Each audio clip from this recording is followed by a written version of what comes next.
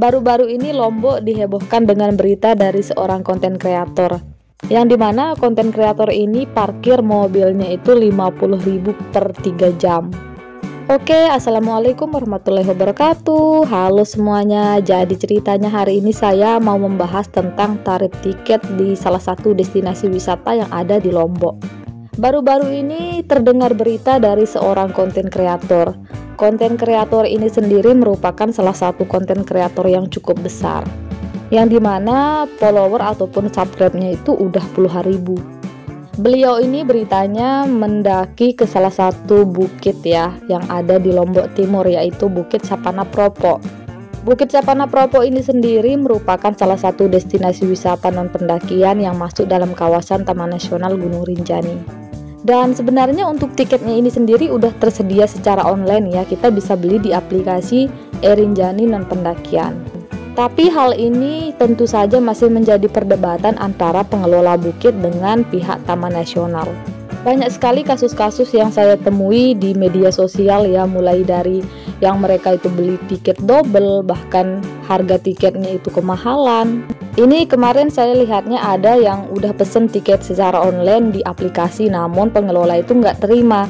Alhasil ya udah mereka disuruh lagi dah nih beli tiket secara offline, jadi tiketnya itu double. Pengalaman saya pribadi, sebelum tiket online ini diberlakukan, saya mendaki ke bukit tersebut ya. Saya itu parkirnya 20.000 dan tiketnya itu 20.000. Jadi waktu itu saya solo hiking dan totalnya yang saya keluarkan itu adalah 40.000.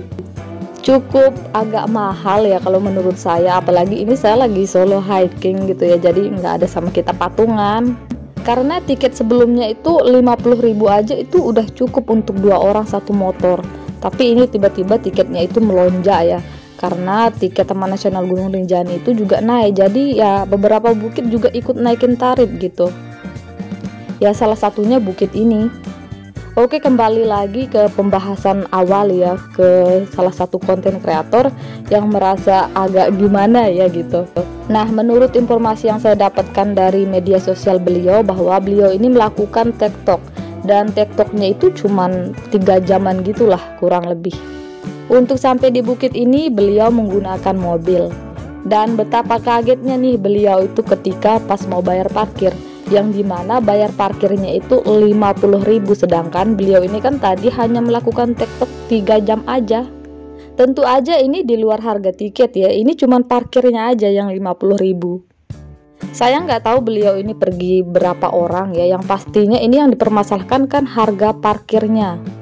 Ya gimana nggak kaget coba, cuman parkir sebentar aja 50.000 coy, 50.000 bisa dapat bakso 5 mangkok tuh. Sebenarnya saya nggak terlalu kaget sih ya, karena kan seperti yang saya bilang tadi bahwa saya udah sering ke bukit ini dan pernah parkir motor juga 20.000, lumayan lah ya. Sebenarnya bukan cuma bukit ini aja sih, ada juga bukit yang lainnya itu yang tarifnya itu sama, bahkan lebih mahal. Itu menurut cerita dari teman saya, itu dia tiktoknya berdua sama suaminya itu bayar 85.000. Kasusnya juga sama seperti bukit ini. Di sana juga pernah kejadian itu nggak nerima tiket online, jadi ada salah satu pendaki juga itu beli tiketnya itu double katanya. Jadinya ini kayak gimana ya, ini mahalan parkir sama tiketnya sih menurut saya dibandingkan dengan sebelum-sebelumnya.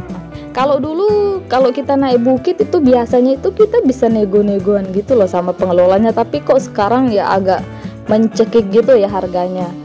Jujur setelah kenaikan tarif ini saya juga agak mikir 2 kali ya untuk naik bukit yang tarifnya ini agak mahal gitu.